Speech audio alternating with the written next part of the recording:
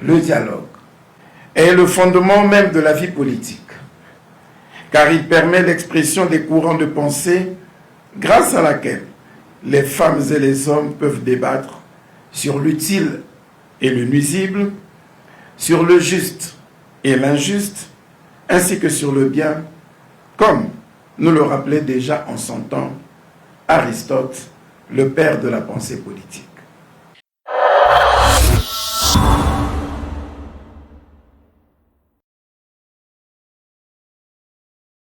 Le gouvernement a une fois de plus relevé le défi de rassembler, cette fois-ci à Djambala, l'ensemble des acteurs politiques, majorité, opposition, centre et société civile autour d'une même table.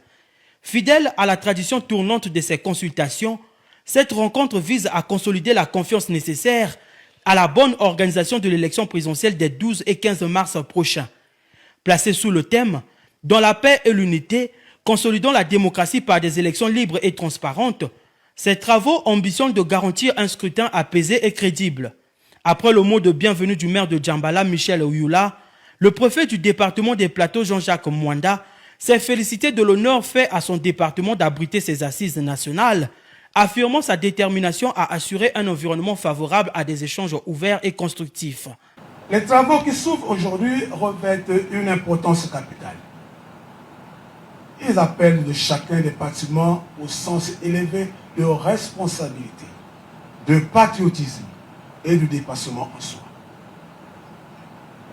Au-delà des appartenances politiques, des sensibilités idéologiques et des intérêts particuliers, c'est l'avenir de notre pays qui est en jeu.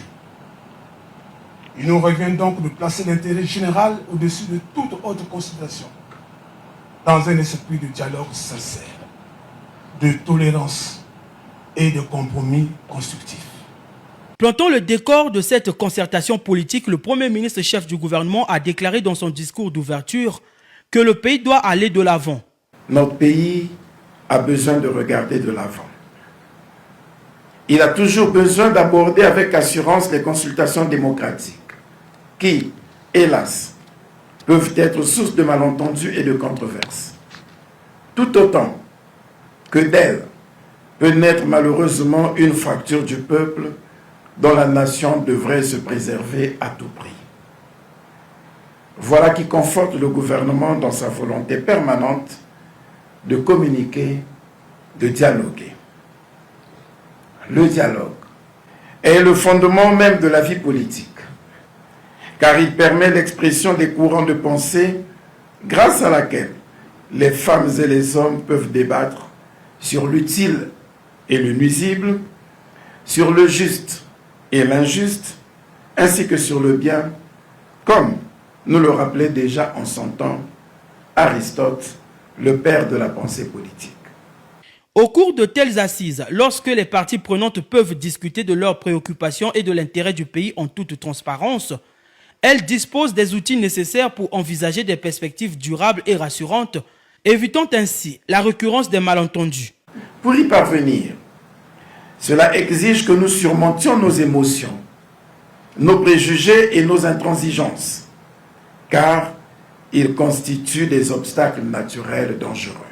Par conséquent, je vous invite à rechercher ce dont la nation éprise de paix a grandement besoin pour la promotion de son unité, de sa tranquillité et de son développement. Devant tant d'adversités et d'inconnus, dans un contexte international, aux prises à de nombreuses secousses, au plan à la fois géopolitique, diplomatique, économique, militaire, religieux et j'en passe.